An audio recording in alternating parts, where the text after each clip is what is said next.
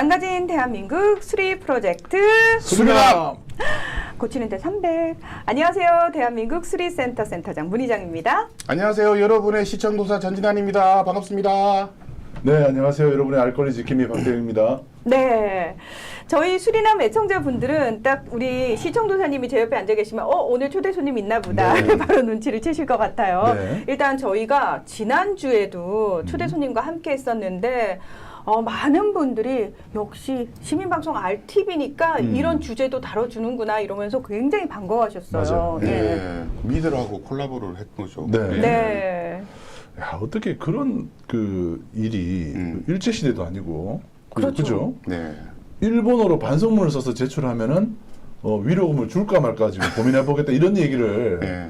한국 땅에서 들을 수 있다는 게 좀 놀랍습니다. 그래서 네. 그 최연한 지 회장님 얘기를 통해 가지고 우리나라에 들어와 있는 수많은 외국 투자 기업들 그 속에서 근무하는 노동자들의 현실에 대해서 우리가 평소에도 관심을 좀 가져야 되겠구나. 그리고 그 외투 기업들이 들어올 때는 온갖 혜택을 다 받고 들어오는데 정작 정말 꽁무니를 뺄 때는 네. 어떤 법으로도 제재할 수 없다라는 게 굉장히 좀 충격적이었어요. 맞아요. 그래서 그리고 그 11명 노동자들의 집을 가압류해가지고 왜 그 압박을 하고 있는 거 보고 옆에서 제가 그 분의 스트레스가 그냥 느껴지더라고요. 네. 네. 그래서 그 시민들이 그 이제 그 노조위원장님한테 힘내라고 응원하고 격려를 하시는 분들이 이제 그 계좌로 네. 응원을 하셨는데 한 130만 원 정도 네.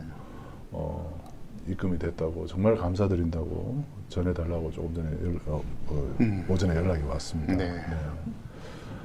자, 하여튼 참 오늘 우리 초대 손님 소개를 먼저 네, 해드릴까요? 놓쳤습니다. 네, 전체 화면에서 네. 아마 보셨겠지만 저희가 그렇습니다. 이 자리에 모시는 분들은 사실 굉장히 귀한 분들 저희가 선별하고 선별해서 특별히 모시고 사실은 네. 저희와 또 함께 하셨던 분들은 다 이 방송을 통해서 많은 분들과 너무 좋은 인연을 쌓아서 그리고 우리 애청자들 입장에서도 너무 좋은 분들을 저희한테 소개해 주셔서 감사합니다라는 얘기가 나올 정도로 굉장히 소중한 시간이지 않습니까? 특별히 너무 좋은 분을 오늘도 모시고 왔습니다. 우리 진한 소장님이 굉장히 애정을 뿜뿜뿜뿜 하면서 이 누나 소개해야 돼 라고 아니 노트북에다가 제가 네. 문자를 이거 너무 팬심이 네. 소개 직접 해주실래요?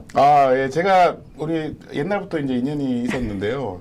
특별한 인연이 우리 박영선 우리 이제 후보님 자녀들 학교에 제가 방문해가지고 아니 학교에 특강하러 간 적이 있습니다. 특강하러. 그래가지고 아마 그 분들이 다 이제 대학생이 됐을 텐데 네. 그래서 아주 소중한 그때 추억이 있습니다. 네. 올해 또 우리 모셨던 우리 정말 제가 알고 지냈던 우리 박영선 후보님 소개하도록 하겠습니다. 환영합니다. 초대해 주셔서 감사합니다. 네. 네. 사실 이제 많은 시민들이 이 박영선이라는 이름은 국회의원 중기부 장관. 중기부 장관 했던 네. 그리고 서울시장 출마했던 분하고 이름이 같다 보니까 그분인가 이렇게 생각을 할 수도 있어요. 그런데 제가 볼 때는 그분보다 훨씬 훌륭한 분이라고 저는 생각합니다. 네. 네. 소개 좀 하시죠. 네, 예. 제 소개를 할까요? 저는 말씀드렸던 그분과 이름만 같습니다. 이름만 같고 살아온 길도 비슷하나 장소도 비슷하나 깊이와 내용이 좀 달랐던 것 같아요. 네. 저는 조금 더 아스팔트 자갈밭에서 좀 굴렀다고 해야 되나 싶은데 저는 KBS 노동조합에서 노조 상근 활동가로 활동하면을 KBS의 방송 독립, 그다음 공정방송을 위한 투쟁을 하며 8년여 이상 활동을 해왔고 또 조중동 종편 방송을 만들어가는 국민 한나라당의 그 방송 장악 시도에 맞서서 싸웠던 조중동 악법 저지를 위해 싸웠던 미디어 활동가로 또 열심히 치열하게 언론인들과 시민사회와 싸워왔던 미디어 활동가 그리고 공정방송 제작 자율성을 위해 싸워왔던 박영선이고요. 네. 그리고 또 국회에서는 노회찬 의원님의 초대 보좌관으로 삼성 엑스파일 그리고 안기부 엑스파일 검찰과 그리고 국정원 그리고 언론 재벌 삼성과의 유착 관계를 폭로했던 그 당시 그걸 준비했던 보좌관이었습니다. 그리고 진선미원하고는 국정원 댓글 진상규명의 실체를 파악하는데 정말 많은 노력을 해서 사실은 윤석열이 그때 수사팀장으로 수사팀장이 있었죠. 엄청나게 스타가 됐다라고 하지만 실은 그게 아닙니다.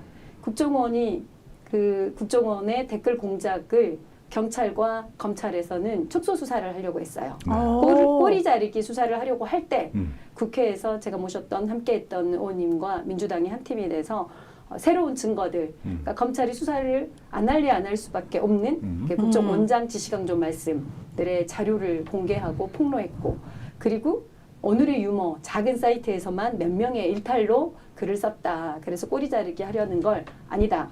그땐 또 뉴스타파와 한 팀이 돼서 트위터 상에서 그다음 다른 카페, 다른 커뮤니티, 네이버, 나무위키, 그다음 모든 DC 인사이드, 펌프, 그다음 모든 컨텐츠 커뮤니티에서 다 국정원 직원들이 개입했다라는 모든 증거 자료들을 계속 공개하며 수사를 압박했고 그걸로 국정조사가 이루어졌던 겁니다. 그래서 윤석열 수사팀이 수사를 한 게 아니라 언론과 국회 그리고 그 핵심에 또 제가 치열하게 열심히 추적했던 일 잘했던 잘 싸웠던 보좌관 출신의 저는 박영선입니다. 다릅니다.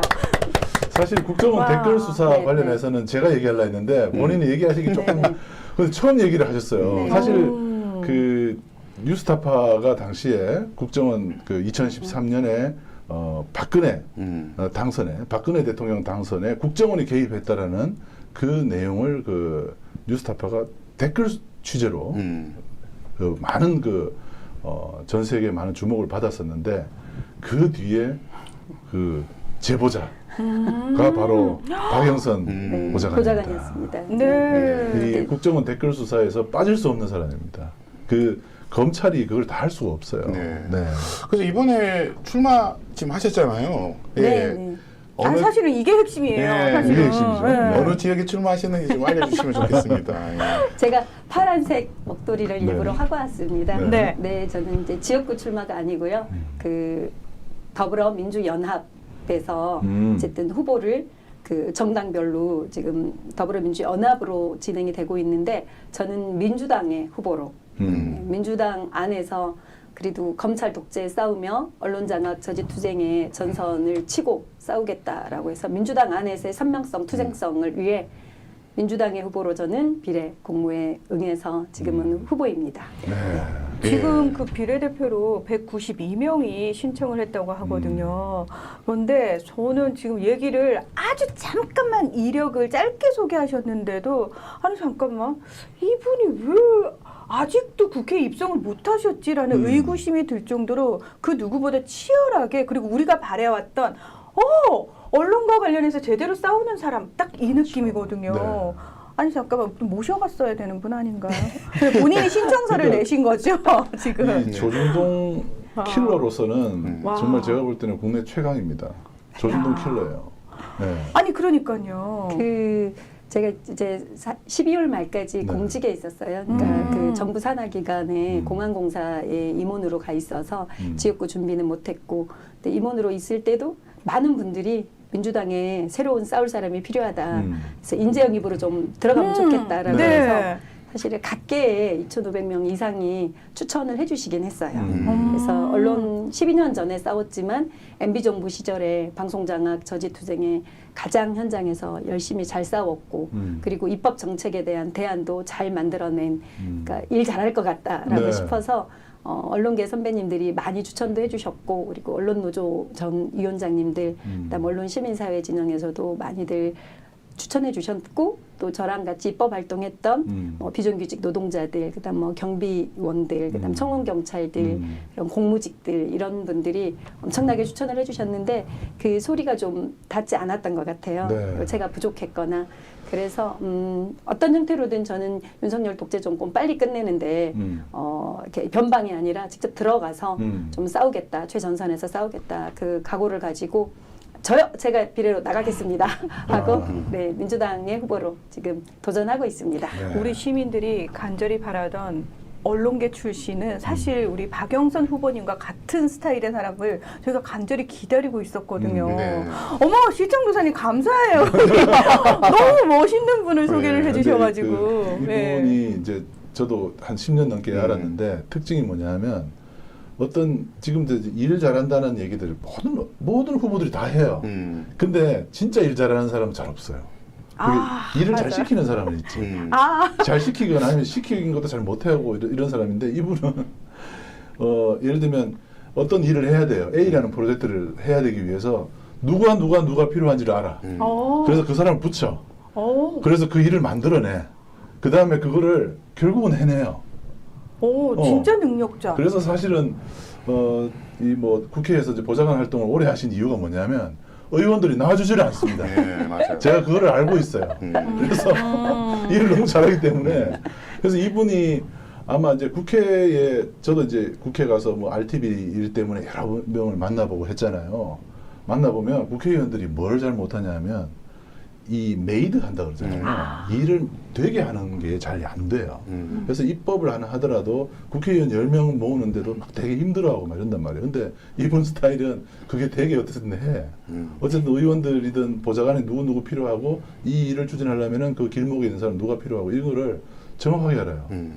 그래서 이런 분이 지금 약간 보석 같은 분인데 이번 총선판에서는 좀 늦게 등장하셨어. 그래서 좀 그게 아쉬워서 제가 좀 이렇게 침을 튀기면서 지금 말을 하고 있습니다. 우리 이사장님하고 인연도 네. 사실은 11방송 살리기 위한 과정이긴 한데 그렇죠. MBC에 계실 네. 때 우리 MB 방송장악 저지 투쟁할 때 네. 춘천 MBC에 계실 그렇죠, 때부터 예. 정말 이렇게 정의로운 기자, 그럼요. 정말 이렇게 예. 행동하는 기자였던 상황이어서 제가 제가 너무 좋아하는 좋아하는 분이었고 네. 네. KBS 노조에 있을 때 국민주 방송 추진위원회가 있었어요. 아, 그래서 맞아요. KBS가 공영방송, 국민의 방송이라고 독립해서 잘 간다고 해도 실제 노동자, 농민, 서민들의 목소리를 직접 듣는 시민이 주인인 그 방송이 필요하다라는 공감대로 국민주 방송을 추진했고 그래서 시민의 방송, RTV는 너무너무 소중한 방송으로 제가 너무 아끼고 우리 사회에 꼭 이렇게 어떤 방송이 다 건강하게 잘 가더라도 자체 영향력이 꼭 있어야 될 방송이다라는 좀 이렇게 사명감이 있었어요. 그래서 시민방송이 꼭 생존하고 잘 되면 좋겠다. 그다음 이렇게 그 공익 채널로 모든 국민들이 많이 보면 좋겠다라는 저의 좀 이렇게 정말 간절히 잘 됐으면 하는 마음이 컸던 상황이었는데 아직까지 여전히 잘 이렇게 버텨주시고 운영해주시고 해서 늘 감사하고 고마운 마음입니다. 네. 네. 예, 그 비례대표 일정이 어떻게 됩니까, 이제?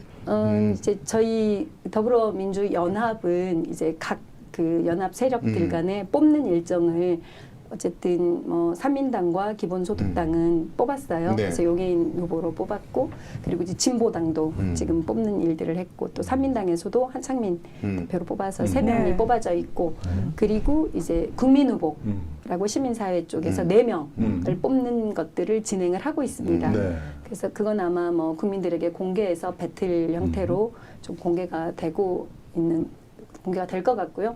민주당은 어제 마감했습니다. 어제 마감했고 오늘과 내일 서류 접수 심사를 해서 192명 중에 뭐 5배수로 남기거나 분야별로 그리고 이제 면접을 토요일 일요일 합니다.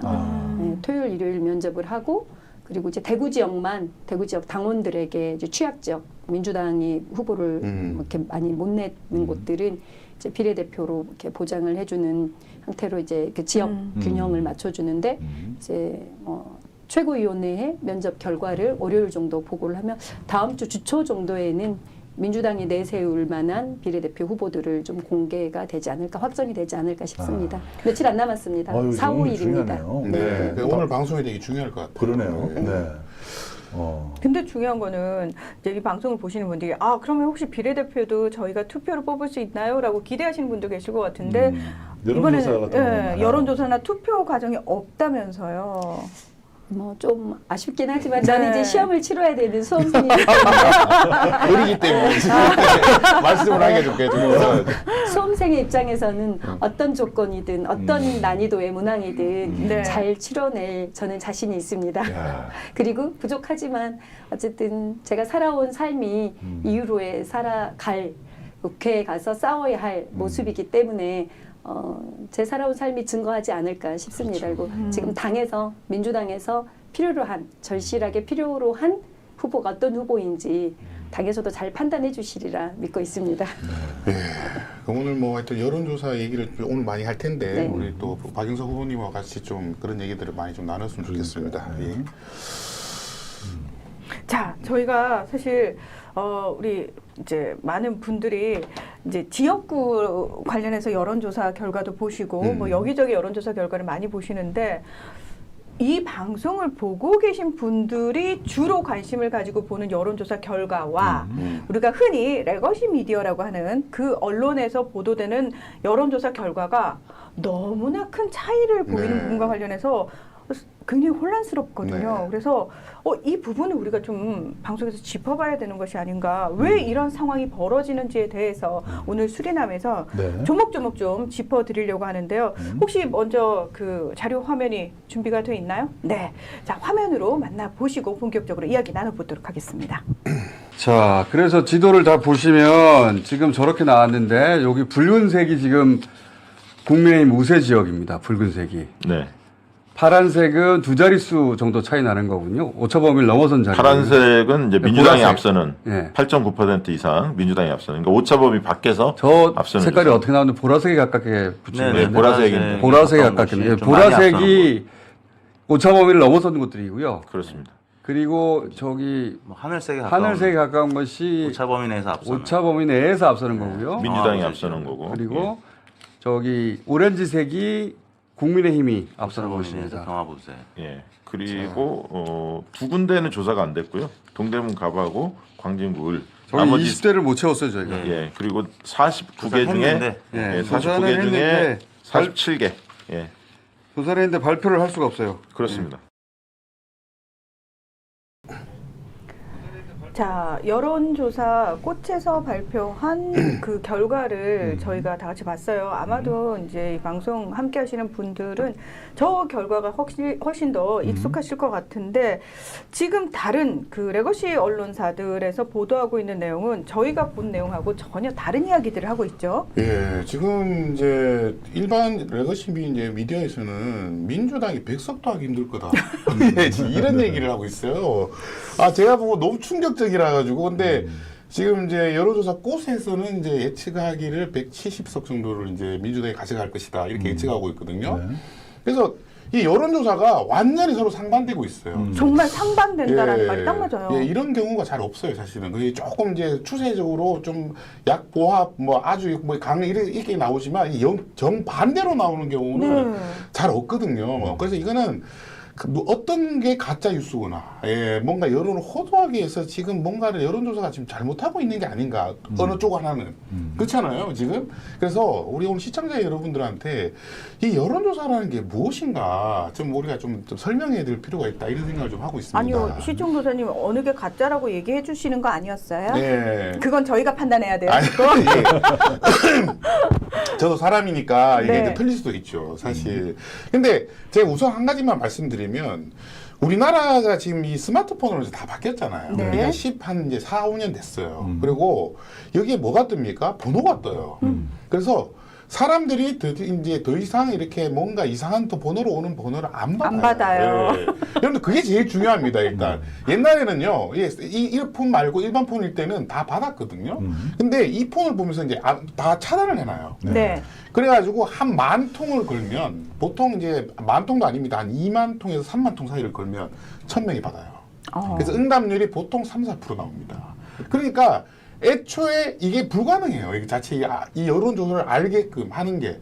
그리고 받았어요. 저도 한번 예전에 기적적으로 한번 받은 적이 있거든요. 기적적으로? 예, 받았는데 참다가 끊었어요. 왜냐하면 질문이 너무 길어요. 네. 왜 길게 하냐면 이게 작은 돈으로 많은 여론조사를 하고 싶어 하니까 문항이 막 16개, 17개까지 간단 말이에요. 아, 한 번 전화가 걸렸을 때 기회는 찬스다 이러고 다 물어본다는 그래서 거죠. 다 물어봐요. 그러니까 나이 물어보지, 네. 어디 사는지 물어보지. 막 진짜 짜증이 막 이까지 올라와요. 그래가지고 참을성이 이게 없는 사람 다 끊는단 말이에요. 근데 이게 제일 많이 받는 분들이 뭐냐 하면 시간이 많으신 분들. 그렇죠. 또, 여유가 있어야지. 예, 사람의 목소리가 그리우신 분들. 예, 그 다음에 낮에 집에 계신 분들. 예, 이런 분들이 전화를 받는단 말입니다. 이게 누구 그걸 비하는 게 아니에요. 실제로 아, 그래요. 네. 그래서 네.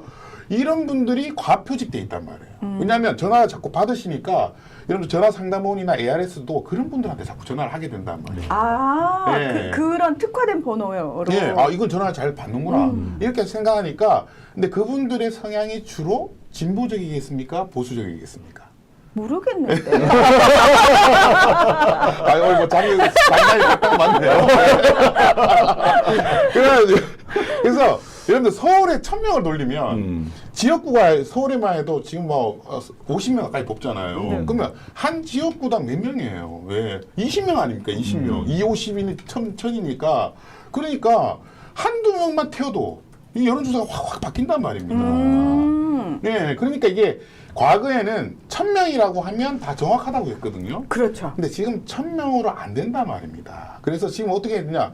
여론조사 꽃에서는요, 지금 2만 명을 돌렸어요. 3만 명, 2만 명 이렇게 돌린단 말이에요. 그러니까 실제 응답자 수를 3만 명으로 잡았단 말이에요. 그래가지고 돌렸더니 서울의 여론조사가 전혀 반대로 나와요. 그러니까 민주당이 거의 압승하는 걸로 나온단 말이에요. 네. 그럼 진짜 여론이 뭔가. 네, 이게 지금 오늘의 지금 토론거리인데 이게 굉장히 중요합니다. 왜냐하면 이게 여론조사가 어떤 문제가 있냐면 사람을 우리 민주당 지지자인데 민주당이 택도 없이 지고 있어요. 옛날에 어떤 때였냐면 정동영하고 이명박 나왔을 때 그때는 아무리 민주당 지지자지만 이명박이 너무 많이 이기고 있으니까 어떤 효과가 있습니까? 투표를 포기해요. 네, 아예? 투표를 포기해요. 해봤자 뭐 내가 안 될 것 나가기 같아. 싫단 말이에요. 네, 그래서 내 지지자를 투표할 그냥 의향을 잃어버린 거예요. 그러면서 예, 민주당의 어떤 이 지지층들이 분열해 버리는 거죠. 이렇게 되면서 그 당시에 이제 완전히 뭐 엄청난 패배를 했죠. 이 잘못된 여론조사가 그런 효과를 준단 말입니다. 예.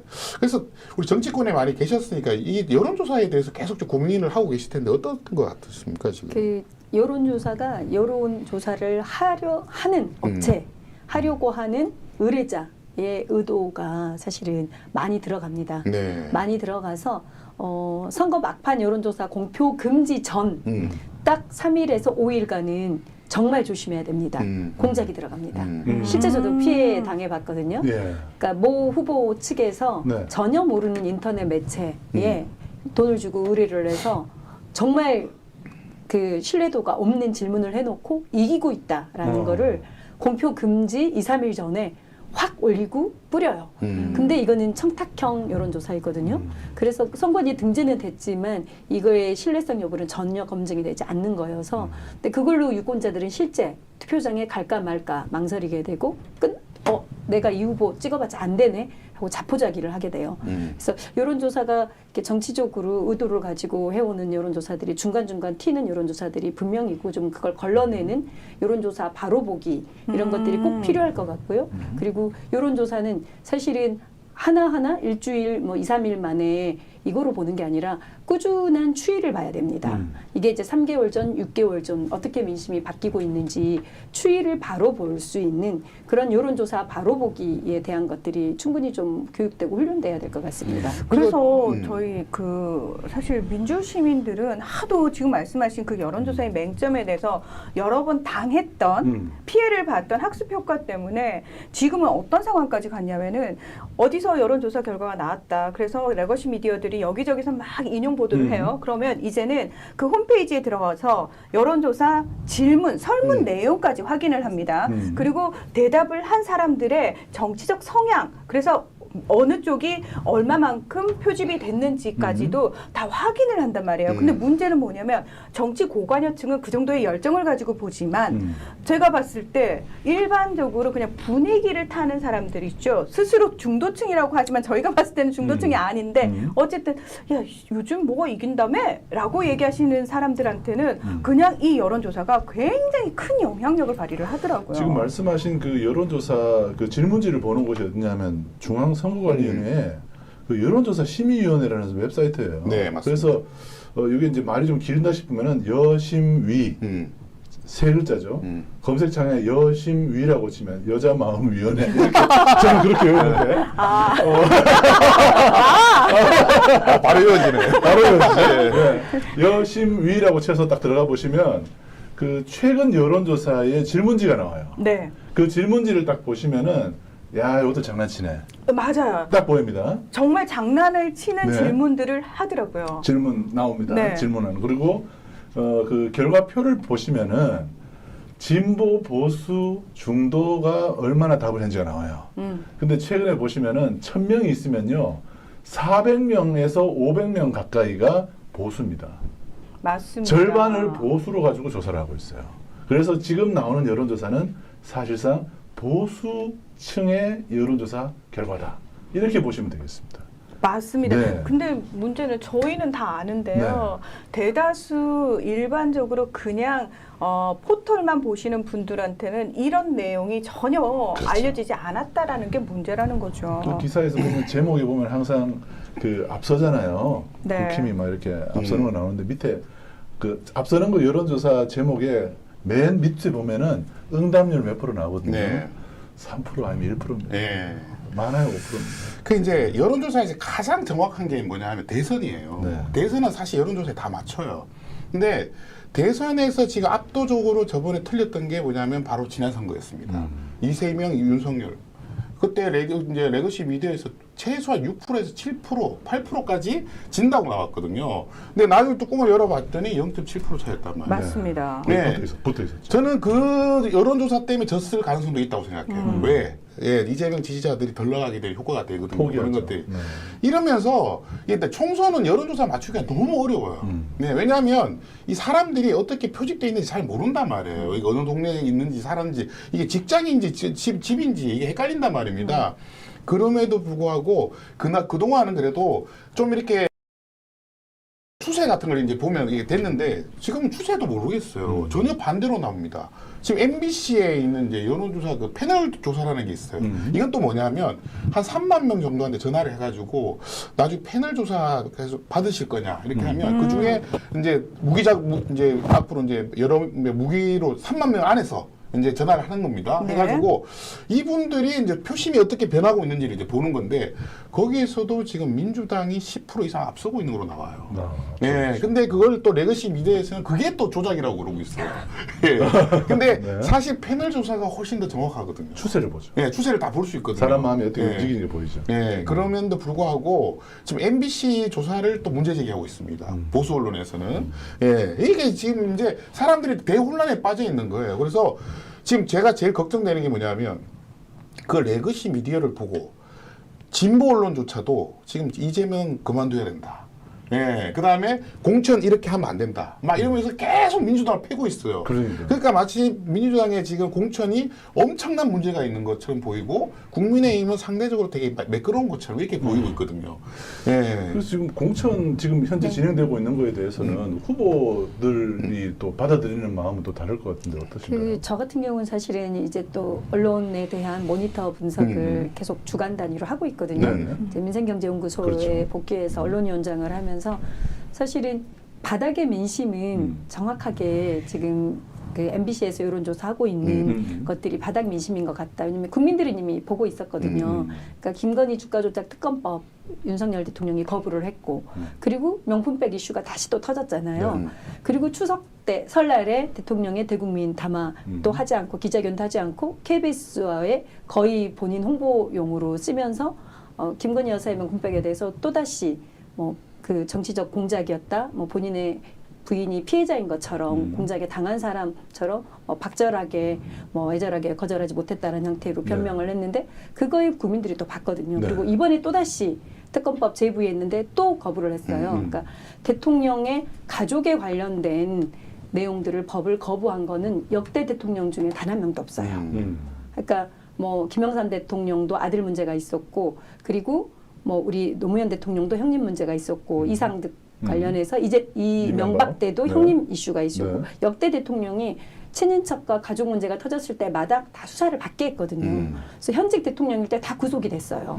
그랬는데 윤석열 같은 경우는 본인 부인에 관련한 주가 조작에 명백한 수익금이 있었다는 거, 근데 기소도 안 했다는 거, 수사도 안 받고 있고, 그러니까 부인 리스크가 있어서 국민들은 다 알고 있는데 그거를 손바닥으로 하늘가리기를 하고 있고. 그리고 그 이후에 언론 보도는 민주당의 공천 관련한 이슈는 사실은 언론이 거꾸로 갈라치기와 조장을 하고 있는 언론이 범인이다라고 저는 보고 있어요. 민주당을 흔들고 민주당의 지지율을 깎기 위해 언론들이 의도적으로 이거는 민주당은 정말 사천이고 비명 행사고 그리고 현역들 또 전부 다 뭐 친명 비명에 따라서 다 낙선되고 있고 낙천되고 있고 이렇게 이야기를 하는데 공천 관련한 키워드로 한 달간을 제가 분석했습니다. 총선 공천으로 네. 한 달을 분석한 결과 민주당에 대해서의 용어 프레임은 100% 네, 어떤 용어들이 있었냐면은 공천 갈등, 반발, 내홍, 논란으로 국민의힘보다 4배 이상에서 5배 이상 용어를 써서 보도를 했어요. 난 국민의힘은 하물며 국민의힘 한동훈을 띄우기 보도까지 갑니다. 자, 한동훈에 대해서는 감동 공천, 조용한 공천, 공천 혁신 이런 용어를 쓰며 보도를 쏟아냈거든요. 네. 이거를 듣는 분들은 가랑비에 옷 젖듯이 3주간을 쏟아냈어요. 그러니까 실제 이제 공천에 들어갔던 그리고 김건희 여사 특검법 부결을 만들기 위해 현역들을 하나도 안 떨어뜨렸거든요. 그래서 고인물 공천이란 용어도 거의 쓰지 않았거든요. 그리고 공천 새로운 인물들도 그 국민의힘에서는 혁신도 없어요. 그랬는데 민주당은 새로운 후보, 새로운 인물들을 만들기 위한다면 현역들이 많은 부분 4년에 한 번씩 45%가 교체됐거든요. 네. 당연한 과정이거든요. 새 인물로 새 시대를 국민의 대표를 만들어주는 과정이기 때문에 당연한 거를 용어를 친명, 비명, 친문, 사당화, 사천 이런 용어들만 전체 공천 보도, 총선 보도의 70%를 쏟아냈어요. 이게 지금 팩트입니다. 그래서 민주당이 흔들리고 분열되고 갈등을 만들어간 거는 바로 언론이 저는 주범이다. 언론이 선거를 지금 네. 뛰고 있어요. 선수예요. 선거에 선수로 뛰면서 네. 국민의힘 홍보본부장을 하고 있는 겁니다. 그러니까 지난 강서구청장 선거 있잖아요. 네. 제가 또 찾아봤어요. 다시 봤더니 사람들 또 몇 달 지나면 다 잊어버리잖아요. 그때도 박빙이라고 나와요.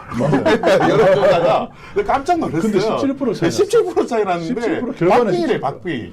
그래서 뭐 초근접 막 이렇게 계속 나와요. 그다음에 이제 거의 다 따라온 것처럼 국민의힘이 거의 다 따라온 것처럼 막 그런 이제 경마 보도를 계속 하고 있었단 말이에요. 네. 근데 뚜껑 여니까 17% 차이 났잖아요. 지금 그 박영선 후보가 말씀하신 그런 언론에 네. 말 그대로 선수의 한 명이 돼서 같이 뛰고 있는 이런 추세가 어디서 나타나냐면은 유럽 국가들 중에서 극우 정권이 잡고 있는 나라들 그 극우 정권들의 공통점이 뭐냐면 언론 통제부터 들어가거든요. 네. 그래서 언론이 통제를 당하고 있는 나라들에서 선거 때 항상 나타나는 패턴입니다. 우리나라만 그런 게 그렇습니다. 아니에요. 예, 그래서 그 부분과 관련해서 국제기구, 국제언론기구에서 그런 패턴들을 조사를 하면 항상 같이 그 말씀하신 게 맞아요. 언론이 문제로 귀결이 돼요. 맞습니다. 대다수 네, 사람들은 네. 그 언론의 영향을 받을 수밖에 없는 상황인데 그 똑같은 상황이 지금 대한민국 제22대 총선을 앞두고 나타나고 있다는 거죠.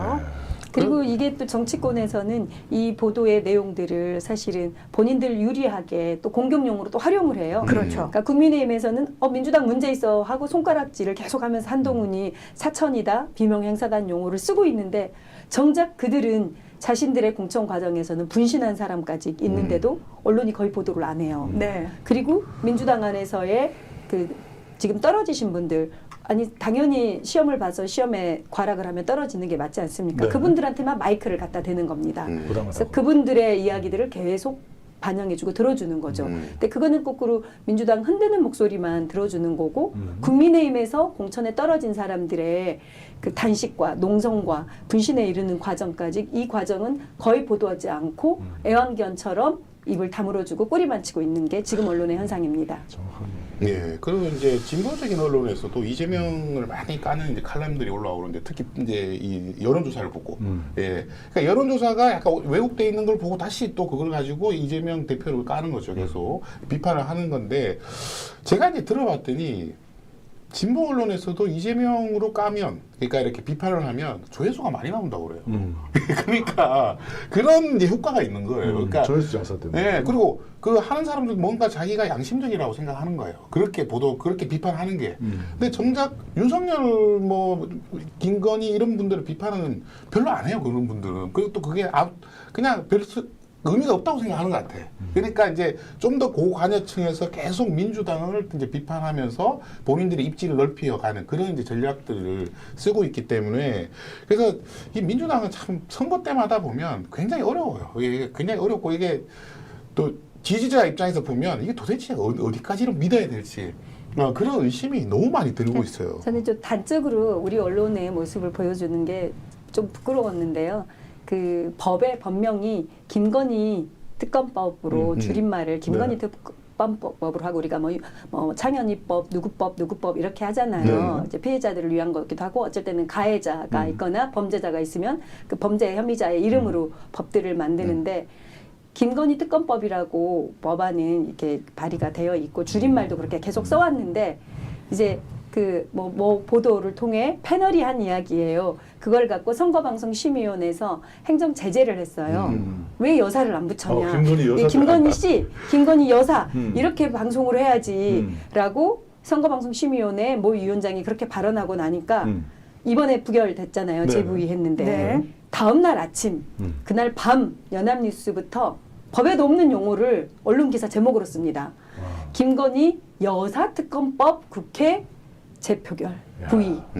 국회 재부의 부결. 근데 이게 저는 좀 슬펐어요. 뭐 뉴시스, MBN, 뭐 서울경제, 뭐 KBS, 뭐 중앙일보가 다 김건희 여사특검법 국회 재표결이 잘못됐다라고 나오고 경향신문까지 여사를 알아서 기는 거예요. 그러니까 저는 이걸 기자들과 언론인들이 왜 펜을 꺾나?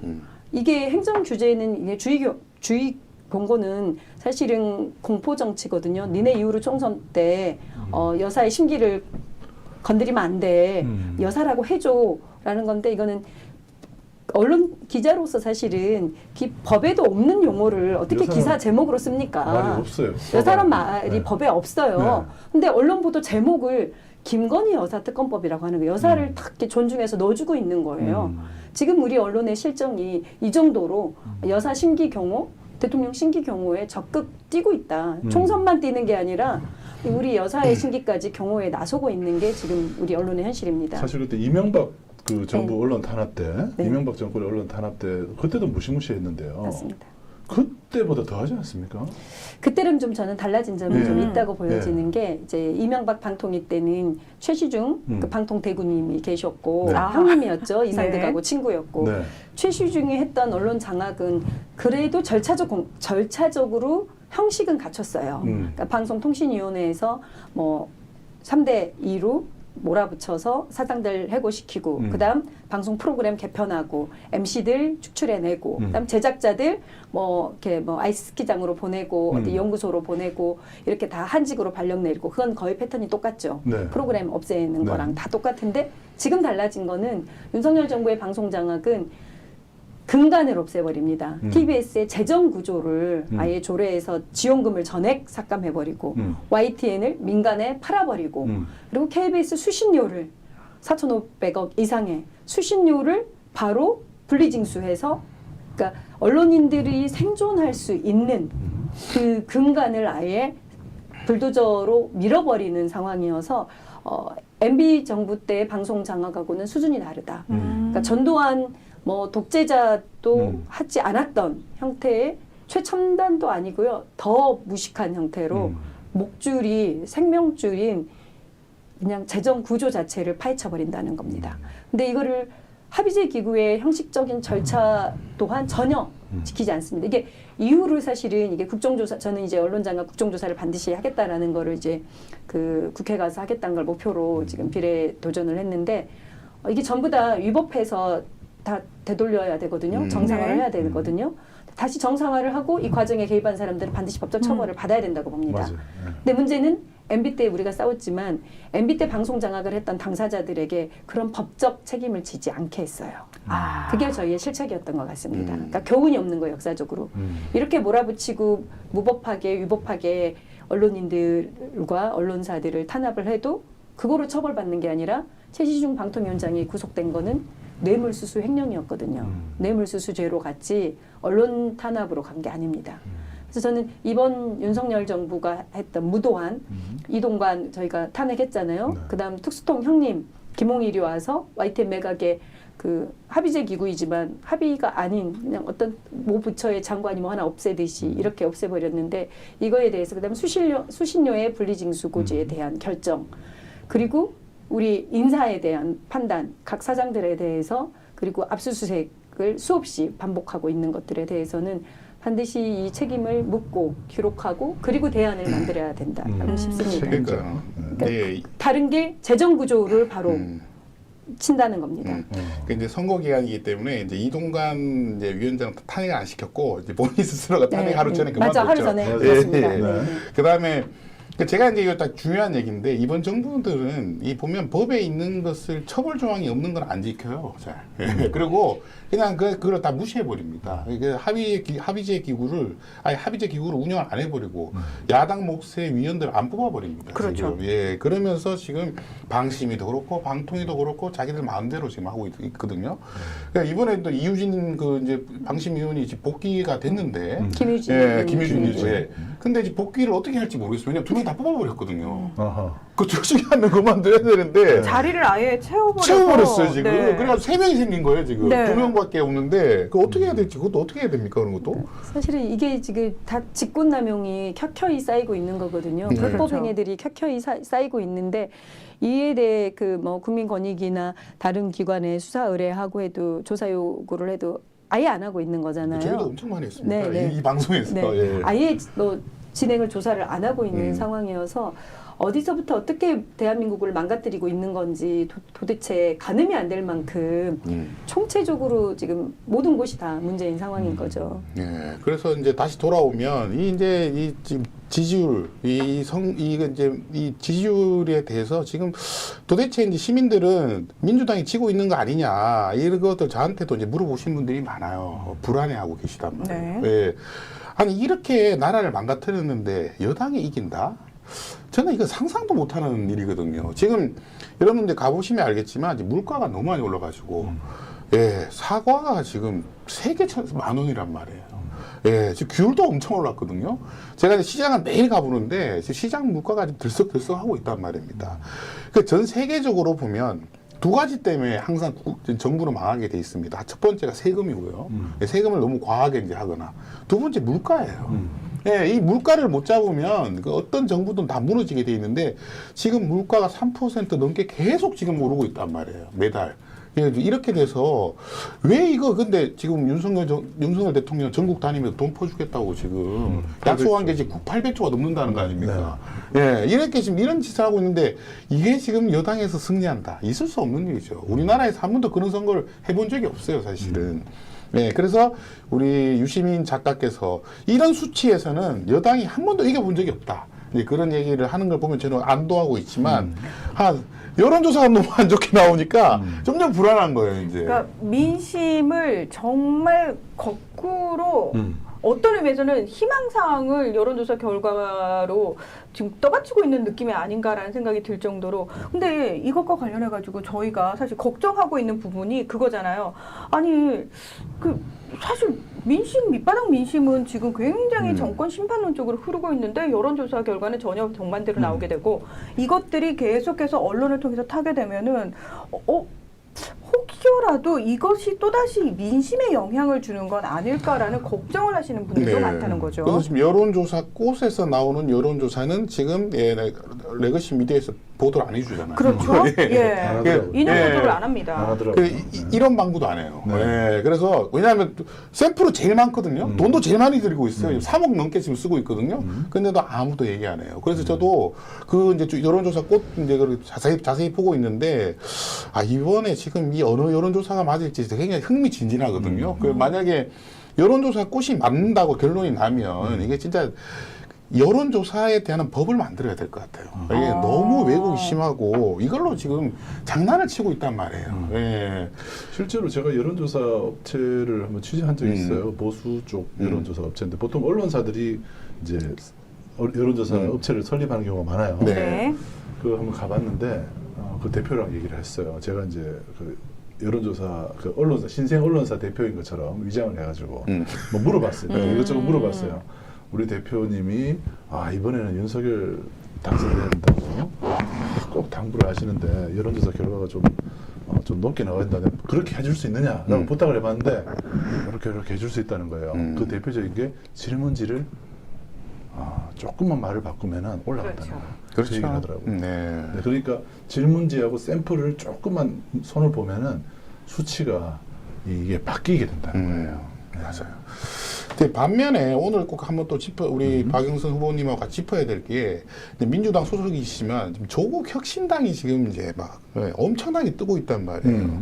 네, 그래서 이것도 지금 거품이다 아니다 진짜 지지율이다 이렇게 이제 하시는 분들이 많은데 어제자 보니까 지금 비례대표 정당 지지율이 20%가 넘었어요. 네, 그러니까 지금 비례는 20% 넘게 조국 혁신당을 찍겠다는 거죠 지금. 네, 그래가지고 이거 어떻게 보시는지 또 감으로 보셨을 때 이게 끝까지 갈 것인지 이거 어떻게 생각하십니까? 그 국민적인 열망이 지금 검찰 독재에 대한 바닥의 민심들이 지켜봤잖아요. 2년간 지켜봐서 진짜 과거에 조국 교수가 당한 게 정말 멸문지화 당한 게 맞구나라는 것들로 미안함이 있는 것 같아요. 그리고 이재명 대표에 대한 수사도 이렇게 2년, 3년 계속 괴롭히고 있는 거의 경기도지사 후보 때부터 지금 검찰이 계속 괴롭혔거든요.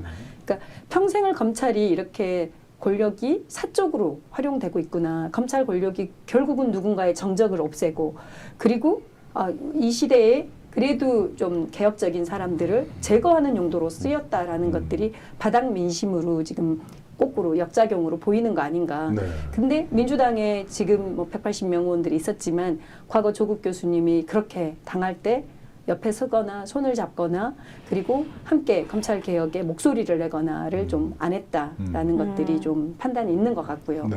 그리고 또 하나는 저는 좀 이걸 나쁘게 보진 않습니다. 저도 민주당 비례로 나가지만 반윤석열 전선이 훨씬 커지고 있다. 그리고 광범위하고 깊게 들어가고 있다. 지금 이준석 관련 이슈는 기사가 하나도 안 나오고 그렇죠. 국민적 관심도 없잖아요. 네, 그리고 이낙연 선수도 이제 뭐 이렇게 낙엽처럼 어디론가 떨어지고 있잖아요. 네. 그래서 사실은 국민 여론에 지금 다이나믹하고 새로운 이슈들을 뉴스를 만들어가고 있는 조국 혁신당이 대한민국의 건강한 국민들, 상식 있는 국민들, 그다음 대한민국 민주주의를 좀 바로 찾자.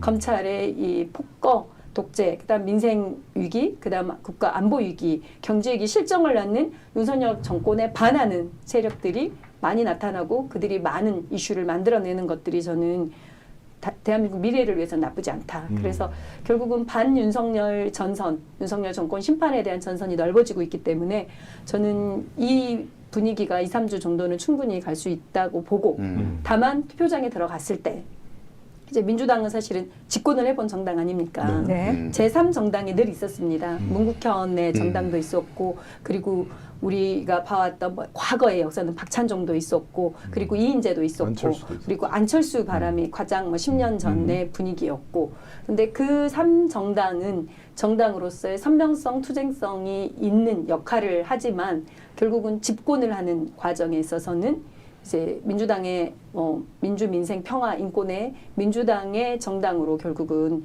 또 투표장에서는 힘을 실어주지 않을까라는 저는 기대는 하고 있습니다. 다만 진보 진영들과 우리 국민들이 대한민국 정상화를 위해 그다음 검찰 독재에 반대하는 국민들은 투표장으로 많이 나올 수 있는 흥행몰이로는 아주 좋은 징조다, 좋은 모습이다라고 보고 있습니다. 네. 그러니까 이제 과거에 민주당이 이제 압승할 때, 승리할 때 이제 요건이 있습니다. 네. 네, 그게 뭐냐하면 민주도 농당도 같이 떴을 때. 예, 왜냐하면 같이 선거를 왜냐하면 선거하러 나가고 싶은 마음이 생겨요. 네. 예, 어쨌든 그런 마음이 생기는 게 되게 중요해요. 나는 지역구는 그래도 민주당을 찍지만 비례는 저 당을 찍겠다. 이런 생각하는 사람들이 100% 나가거든요. 저는 조국 혁신당이 이렇게 지금 떠오르고 있는 것이 민주당이 나쁘지 않다. 저는 개인적으로 그렇게 생각하고 결국 지금 이 지지율을 유지하기는 쉽지는 않을 것이다. 조금 조정이 될 텐데 옛날에 열린민주당도 굉장히 많이 나올 줄 알았는데 사실 3석밖에 못 가져갔거든요. 예, 하지만 이렇게 붐이 일어나는 것은 좀 지지자로서는 굉장히 좋은 것 같아요.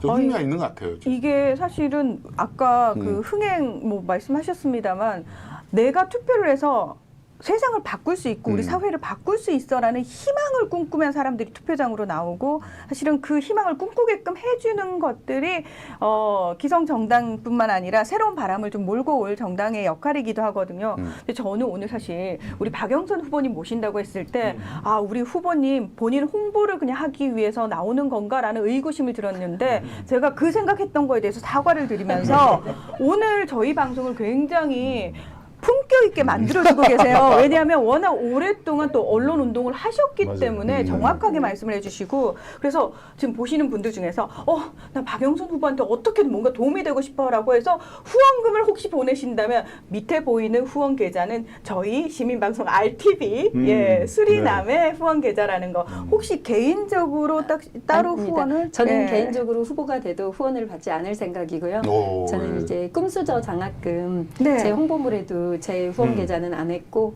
이렇게 인생경제연구소에서 이렇게 어려운 청년 학생들을 지원하는 장학 사업을 하고 있거든요. 그래서 장학 기금을 받아서 이렇게 우리 꿈수저 학생들과 그다음 공익 활동하고 있는 청년들 지원을 3년째 함께 하고 있습니다. 아 잠깐만요. 선거하면 잠깐만. 무조건 돈이 들어가는 네, 건데. 아니 지금 홍보물 이거 만드는 것도 네, 이거 다 이것도 돈이잖아요. 돈이거든요. 네. 본인이 하셨다고 지금. 네, 제가 또 뭐 실무도 잘하고요, 입법도 잘하고 싸움도 잘하는데 제가 한 2-3시간만 덜 자면은 충분히 제가 할 수 있는 역할이어서 제가 진짜. 조금 더 노력하면 됩니다. 네. 대단하십니다 진짜. 아니, 그러지 마요. 사실 일의 명인이라는 말을 네. 하잖아요. 그래서 제가 볼 때는 어떤 어떤 일을 되게 만드는데 특히 이런 작업을 한번 누구한테 의뢰하고 보통 이제 그 홍보 대행 업체 이런 데도 그렇죠. 의뢰해가지고 막 좋은 말만 많이 써놔 그러는데 제가 처음부터까지 다 읽어보니까 전부 자기가 그 실제로 경험했던 일을 한 땀 한 땀 다 써놨어요. 보니까 홍보물이 제가 기억하는 그대로 써놨습니다. 여기 또 추천하신 분들도 대단하신 분들이고 나에 대해서는 네. 내가 가장 잘 설명할 수 있어라는 자부심이 있으신 거잖아요. 아니, 제가 저를 판단하기가 사실 되게 어렵긴 했어요. 네. 그리고 어떤 거를 보여드려야 좋을지, 그러니까 듣는 분들 듣고 싶어하는 이야기들 골라서 말씀드려야 돼서 쉽지는 않았지만 좀 고민을 했습니다. 저 그래서 사실 원래 이런 거 선거 때 되면 워낙 공복을 많이 받으니까 이걸 그렇게 귀하게 받아든 적이 별로 없었는데 제가 오늘은 우리 박영선 후보님 거는 제가 이거 두고두고 간직하고 싶다는 생각이 들었어요. 왜냐하면 본인이 정말 한 땀 한 땀 제가 이런 길을 걸어왔습니다라고 유권자들에게 정말 정성스럽게 소개를 하고 있는 그런 문건이잖아요. 그래서 이거는 진짜로 너무 귀한 거다라는 느낌을 저도 받았어요. 지금 보다 깜짝 놀랐습니다. 네. 지금 계좌번호 있잖아요. 내가 따지려고 했는데 네. 그때 보니까 이름이 자기 그게 아니에요. 민생경제연구소 장학금 후원 계좌를 넣었습니다. 네. 자기 그 선거 홍보물 그에다가 그리고 제가 박영선 후보를 사실 이제 예전에 제일 처음 뵀을 때가 아마 PD 수첩 네. 저 MBC 앞에서 네. PD수첩 지키기. PD 수첩 긴급 지키기 촛불. 네. 그 촛불 그때 네. 어 언론연대 박국장일 때였습니다. 그렇죠. 박 국장이었고 네. 그때 뭐 때문이었냐면 아마 그 4대강 방송 불방 맞아요. 건이 터졌습니다. 4대강 불방 네, 방송을 네, 네. 불방돼서는 안 된다라고 네, 해서 MBC 앞에 막 그 시민들 촛불로 시민들이 모였죠. MBC를 에워쌌었어요. MBC 지켜주기를 한 게 뭐냐면 네. PD수첩 4대강의 폐해를 MBC가 아주 제대로 취재하고 방송하기 직전인데 방송 가처분 신청으로 네. 불방이 될 상황이었어요. 네. 그래서 시민들은 PD수첩 보고 싶다라는 목소리를 시민들에게 그때는 트위터를 시작할 때여서 맞아요. 트위터에 여러분 PD수첩 지켜주세요. 우리 4대강 꼭 봐야 되지 않습니까? 라고 올렸고 많은 분들 촛불 들고 MBC 앞으로 달려와 주세요라고 했더니 한 300명이 맞아요. 1시간, 2시간 만에 다 모여주시는 에워쌌어요, 거예요. 에워쌌어. 그래서 MBC를 에워싸고 촛불을 들었고 네. 결국 나중에 방송이 됐습니다. 맞아요. 네. 네. 제가 자랑 하나 해도 될까요? 네. 그 4대강 그 네. 방송의 제보자를 연결해 준 사람이 접니다. 아, 네. 글쎄 또 이렇게 오늘은 이게 다 연결이 돼 있습니다 네, 지금. 네, 인연이 다 있는데 네. 아무튼 그때 제가 처음 뵙고 그때 트위터 아이디가 해피미디어였어요. 네. 네. 기억하시네요. 네, 해피미디어입니다. 해피미디어였습니다. 네. 그 해피미디어 아이디가 사실 트위터 안에서 트위터 그때 뭐 5만 명 국내 사용자 5만 명 하던 시절이에요. 그때 이런 언론 문제에 있어서는 해피미디어의 트윗을 보면은 다 알 수 있고 그리고 그때 노회찬 의원도 그때 네, 트윗에서 네, 네. 파워 네, 그 굉장히 트위터였죠. 팔로워도 많았던 네, 네. 그런 맞아요. 시절이었죠. 그때 사실은 트위터를 통해 그 세상을 바꿔가는 그 제가 시민들이 미디어다. 이렇게 시민 방송도 있지만 우리 수리남 RTV도 있고 대한 매체들이 많이 생기고 있잖아요. 네. 기존 레거시 미디어가 지켜야 할 가치와 언론으로서의 공정성이 있지만 시민 한 명 한 명이 미디어이고 세상을 움직이는 역할을 할 수 있다라고 좀 확신을 하게 됐던 게 SNS입니다. 네, 맞아요. 이제 트위터를 통해 또 우리 물도 지원해주고 맞아요. 또 도서관 책도 만들고 그리고 세상도 감시 비판하고 근데 그때 이제 정보공개 청구로 트위터로 해피미디어가 했던 일 중에 외교부 장관 이 유명한 장관이 그 협상 관련해서 이름이 외교에 유명하네요. 엄청나게 많은 좀 사고를 쳐서 네. 이렇게 쫓아내야 되는데도 국회에서 그 사람을 못 쫓아내고 있었어요. 그랬는데 제가 정보공개 청구 우리 전진한 그 전 센터장님도 계시고 이 평론가님과 함께 정보공개 청구를 좀 많이 해봤거든요. 네. 그래서 해피미디어가 정보공개 청구를 해서 장관 딸이 특채된 역대의 네. 특채 그 유형을 다 알게 됐어요. 그래가지고 자기 딸 맞춤 전형으로 바꿨다는 거를 맞습니다. 트위터로 공개했어요. 그래서 장관이 쫓겨났습니다. 사퇴가 됐습니다. 그래서 시민이지만 시민들이 정치 권력을 감시할 수 있고 그리고 정보공개 청구를 통해 활용할 수 있고 그래서 우리가 잘못된 행정력들에 대해서도 모니터할 수 있다라는 걸 좀 확인을 했고요. 그래서 그때 장관 사퇴를 끌어냈던 게 해피미디어였습니다. 그러니까 그 트위터 네, 아이디 네, 해피미디어 네, 제가 네. 기억이 납니다. 지금 많은 분들이 박영선 후보 너무 응원한다, 화이팅 뭐 이런 걸 써주시면서 우리 함께하는 시민님께서 박영선 동명이인이라 장단점이 많으시겠네요. 너무 다릅니다. 그보다. 예, 그래서 장단점이 많으시겠네요. 이게 네. 되게 안타까워하시면서 네. 그래도 박영선 후보님 훌륭하신 분 같다고 응원한다고. 네, 감사합니다. 예. 지난주에 지난주 목요일 날 출마 기자회견을 정론관에서 했는데 네. 이제 서울의 소리가 라이브로 뭐 점심 시간이었는데 해주셨는데 얼굴을 그리고 직책을 없이 박영선 비례대표 출마 기자회견을 붙인 거예요. 네. 그랬더니 17만 명이 봐주셨어요. 그 미국에 있는 그 박영선 전 MBC 의원. 선배님이셨잖아요. 네네. 네. 전 의원이 그래서 출마하는 줄 알고. 일단은 네. 그 뭔가 하고 싶은 말이 있어서 들어오셨다가 네. 사진과 영상과 제 이야기를 듣더니 이제 해직 언론인의 딸이고 네. 언론장악 투쟁 이렇게 해왔고 앞으로 국정조사 하겠다 검찰 독재 탄핵에 전면에 나서겠다 이런 이야기를 들으시더니 미안해서 다들 미안해서 막 댓글을 좋은 칭찬을 달아주시더라고요. 그래서 거꾸로 이름 때문에 부정적이었던 게 네. 이름과 얼굴과 어떤 삶을 살았고 어떻게 살아갈지를 확인한 이후에는 다들 칭찬으로 바뀌는 그래서 이게 될지 힘들지 모르겠지만 네. 더 열심히 하겠습니다. 제가. 네, 요 질문 좀 이제 하고 네. 싶어요. 이제 방송 시간이 다 끝나가는데 네. 국회에 오래 계셨잖아요. 네네. 정말 일 잘하고 그런 국회의원들의 유형이 어떤 분들입니까? 그리고 그게 되게 궁금했어요, 저는. 이제 일을 잘하는 분들은 일단은 공감 능력이 있어야 될 것 같아요. 공감. 네, 공감. 이렇게 어떤 사안에 대해 분노하거나, 그러니까 예를 들면 국정원 댓글이나 검찰 독재에 분노하거나, 그러니까 분노도 공감대가 있어야 분노할 거 아니에요. 이재명 대표가 조국 전 수석님이 이런 공감 능력 그리고 그거의 분노를 팀플레이, 의원실에 팀과 함께 상의하고 모두가 공감해서 매일처럼 같이 일을 하는 거. 이제 이 공감은 분노에 대한 공감도 있지만 또 사회적 약자에 대한 공감. 그러니까 이태원 참사 유족들, 그다음 우리 최수근 상병 가족들과 그리고 동료들에 대한 아픔 공감, 뭐 오송 참사, 뭐 이런 피해자들 속에서의 눈물, 공감, 이걸 진상 규명을 위해 내가 뭘 어떻게 해야 될까? 이런 공감대가 먼저 있는 분들이 이걸 바꿔봐야지. 국회라는 곳이 국민이 위임해 준 건데 이걸 바꾸기 위해 난 뭘 할까라고 스스로 찾아내는 거거든요. 그리고 공감 능력은 곧 경청인 것 같아요.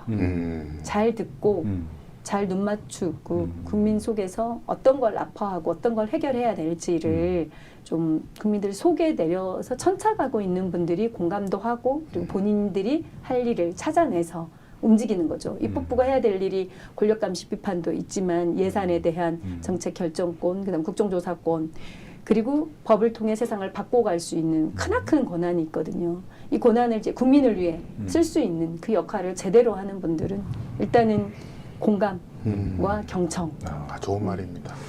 그걸 잘하는 분들이 음. 일도 잘하시는 것 아, 같아요. 그렇군요. 네. 우리는 볼 때 이제 법을 잘 만들고 그리고 TV 모니터 앞에서 이렇게 말을 잘하는 분들이 말 잘하는 잘하는 사람들이 사람입니다. 많이 이렇게 네. 흥행을 하는 경향이 있어요. 네. 그런데 사실은 굿 스피커가 아니고 굿 리스너가 돼야 된다는 맞습니다. 말씀을 하시는데 네, 네.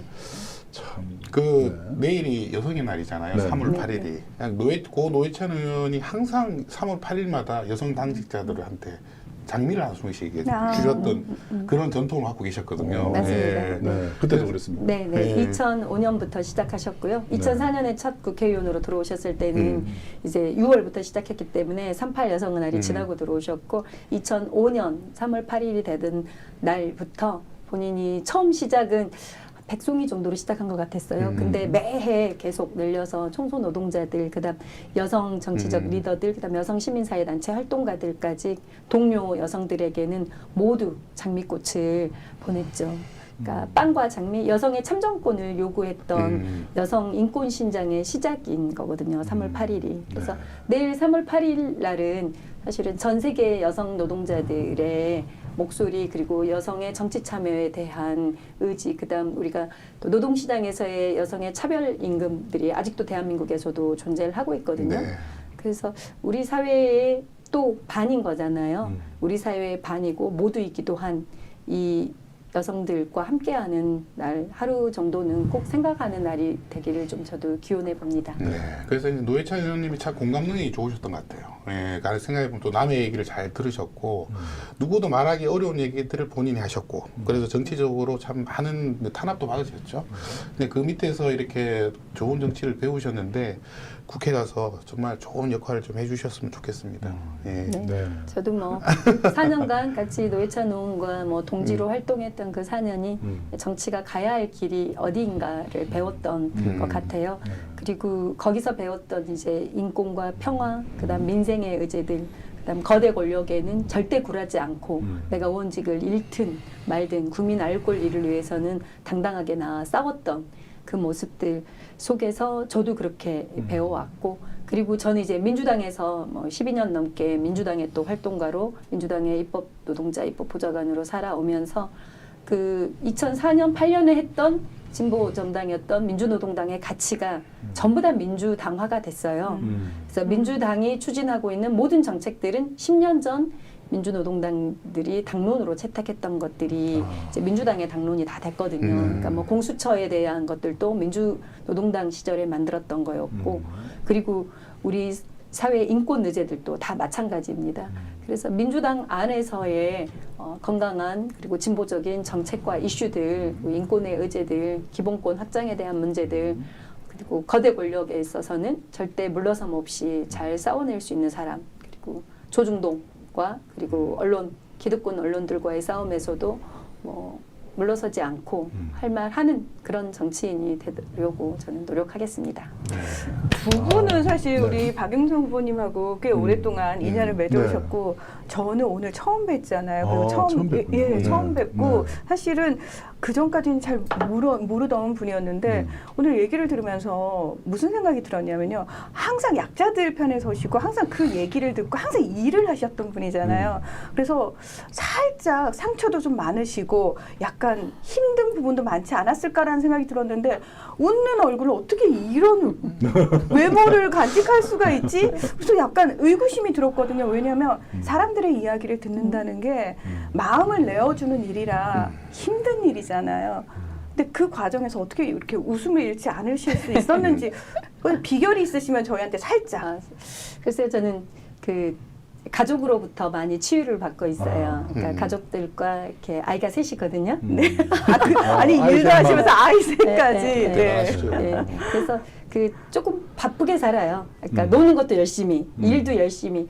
이렇게 잘 쉬고 잘 놀아야 일도 잘한다라는 모토가 있어서 네. 그 아실 거예요. 새벽 네. 5시, 6시에 춘천으로 가요. 아, 예. 그러니까 밤에 국정감사 질의서 쓰고 새벽 5시, 6시에 애들 태우고 춘천 가서 또 이렇게 잠깐 힐링하고 그리고 돌아서 그러니까 저를 이렇게 돌아보고 제가 안정이 돼야 그리고 객관적으로 듣고 판단할 수가 있거든요. 그러니까 저도 같이 이렇게 몰입하고 같이 울 때 같이 울지만 계속 그 감정에 머물러 있으면 일이 안 되더라고요. 그래서 그 감정을 좀 다시 털어내고 그리고 다시 또 일을 해야 되고. 그래서 저도 사실은 이제 형제복지원 피해자분들하고는 거의 8년간 같이 늘 이렇게 소통하고 연대하며 같이 법 개정까지 싸워왔는데 이 일들이 얼마나 많겠습니까? 그렇죠. 뭐 어디 광안대교 올라갔다 자살하겠다, 뭐 어디에 올라가서 뭐 신나를 뿌리겠다부터 그러면 이제 국회에서나 저를 찾거든요. 큰일 났다, 국회를 지금 위에 뭐 점거했다, 빨리 와서 이렇게 뭐 좀 달래야 되겠다 이러면 이제 오랫동안 신뢰관계에 있는 사람을 부르게 되잖아요. 그러면 또 막 또 어린이날인데도 쫓아서 국회 와서 또 설득하고 이야기하고. 그리고 또 교도소에도 진짜 많이 찾아갔었거든요. 청송 감호소에 사망자들이 많이 생겼었거든요. 사회보호 폐지 때문에. 그러니까 그런 재소자들이 이렇게 뭐 목숨을 건 단식을 하고 이럴 때 이제 그들을 살리기 위해서는 법이 통과 안 되기 때문에 이분들은 저항하는 방법인데 또 내려가서 또 재소자들 만나서 설득하고 입법부에서 통과시킬 거니 조금만 기다려 달라라고 이제 설득하고 만나고 하는 과정들 거쳐 오면서 저도 깊어지고 그리고 우리 입법부가 해야 될 과제들에 대해서도 책임감이 엄청 커지는 거죠. 한층 무게감 있게. 그리고 저한테는 또 이렇게 좋은 친구들, 좋은 벗들이 있고 그분들의 이렇게 신뢰와 믿음 속에서 오늘 당장이 아니라 길게 보고 가다 보면 웃으면서 가야죠. 어차피 가야 할 길이면. 오늘 이 시간부로 정치인 박영선을 응원하는 수많은 우리 민주시민들도 이제 생겨났거든요. 네. 그래서 오늘 방송 보신 분들은 우리 박영선 후보님 어디선가 만나게 된다면은 후보님 응원합니다, 함께해요라고 큰 소리로 꼭 파이팅을 외쳐주시면은 조금 더 힘이 되지 않을까. 네. 지금 댓글이요, 너무 아름답다고 꼭 입성하셨으면 좋겠다. 네. 의원님 되셨으면 좋겠다고 예, 그런 댓글이 많이 달리네요. 근데 제가 볼 때는 언론 문제에 있어서만큼은 지금 국회 내에 그 언론인 출신, 그러니까 기자나 뭐 PD나 뭐 이런 분들이 계세요. 그런 네. 분들도 뭐 그분들은 이제 폄하할 뜻은 아닌데 언론 이제 그분들이 정책이 내는 걸 잘 알지는 못해요. 그냥 보도 나온 거에 대한 비평 이런 것들을 할 수 그렇죠. 있을지 몰라도 정책이나 이런 것들을 구조적인 문제나 이런 것들을 종합적으로 이해하는 건 쉽지 않습니다. 그런데 이분이 KBS 노조도 간사로 계셨고 RTV 설립 과정에서 이 그쵸. 메이드를 했단 말이에요. 네. 사실 RTV 3파 역할을 하신 분이에요. 그래서 제가 볼 때는 그 언론 정책을 입법화 시키내고 지금 언론 악법들을 또 다 바꿔내야 되거든요. 네. 그런 것들을 국회에 들어가서 제대로 수리할 수 있는, 그죠? 그 나쁜 악법들을 다 고칠 수 있는 제대로 된 실력자는 제가 볼 때는 톱인 것 같아요. 네. 근데 저희 그 같이 부분을 제작 자율성 관련한 제가 발제하고 사회 보셨었거든요. 맞아요. 네. 그러니까 방송인들이 제작자들이 자유롭게 취재한 게 방송에 나가기까지 과정을 어떻게 만들어줘야 되는지 편성 규약하고 편성위원회에 대해서도 우리 박대영 기자님이 MBC에 계실 때 저희가 집중 토론을 했고 대안을 법으로 만들어서 저희가 이제 돌아가셨던 이용모아 기자랑 아, 네. 그때 성재우 기자랑 네. 세미나 함께 했었는데 그때 만든 내용이 아직도 좀 개정이 안 돼 있거든요. 네. 그래서 정책과 제도가 현장에 맞게 바꿔가는 것들은 그래도 제가 조금은 경험이 있기 때문에 맞습니다. 현장도 알고 입법도 알기 때문에 조금은 방송인들, 언론인들의 그 직업으로서의 노출된 대중성, 스타성도 중요하지만 실질적으로 일을 해내는 과정에서는 저 같은 사람도 꼭 필요하지 않을까 싶습니다. 그럼 저희 민주시민들이 어떻게 힘을 좀 드리면 될까요? 그냥 응원하면 되지, 저희 뭐. 얘기 들으면서 너무 이해시키고 싶은데 하는 생각이 들어서. 맞아요. 그런 스타일 그쵸. 맞아요. 네. 맞아요. 그런데 네. 참 지금 이제 여론조사가 아니고 이제 자체적인 심사를 한다고 그러니까 그러니까요. 그걸 좀 예. 기다려봐야 아니 돼요. 오늘 이후로 심사가 많이 바뀔 것 같아요. 지금 심사위원분들도 이 영상을 아마 보시는지 은근히 많이 보십니다. 네. 네, 이제 마치시죠. 네. 네. 네. 네. 네. 혹시 오늘 뭐 충분히 박영선이라는 사람을 제대로 알려내는 시간 되셨는지. 이렇게 기회를 주신 것만으로도 저는 감사하고요. 어쨌든 총선은 하나의 과정입니다. 저는 대선 우리 잘못된 이 정권을 빨리 끝내는데 저를 무기로 좀 써주시면 그 길을 조금 앞당길 수 있지 않을까 싶습니다. 그러니까 입법 전략만이 아니라 정치 전략 그 대선 전략까지 함께 민주당에서 만들어갈 수 있는 소중한 보물이지 않을까. 제 스스로 말하기는 부끄럽지만 네. 그래서 제가 잘 쓰임을 받을 수 있는 기회 꼭 주시면 감사하겠습니다. 그리고 네. 기회가 혹시 안 와도 저는 변함없이 음. 애국 시민들과 함께 세상을 바꾸는데 계속 기여하겠습니다. 네. 네. 자, 나는 오늘부로 정치인 박영선을 너무 응원하고 싶어요. 그리고 더 알아가고 싶어 하시는 분들은 유튜브 채널이 있으시잖아요. 아, 네. 이번에 개설하셨죠? 네, 대박 영선입니다. 아, 앞에 대박. 사실은 박영선 TV를 네. 3주를 했어요. 그랬더니 네. 안 늘어요. 헷갈리죠. 그리고 박영선 전 장관님이 메인으로 드셔 그분은 뭐 2만 명, 3만 명 이상 갖고 있고 저는 이제 나온 사람이라 네. 박영선 TV로는 도저히 안 될 것 같아서 됐죠. 대국민을 위한 대박영선 그다음 대박영선 이렇게 해서 소박영선 할 수는 없지 않습니까?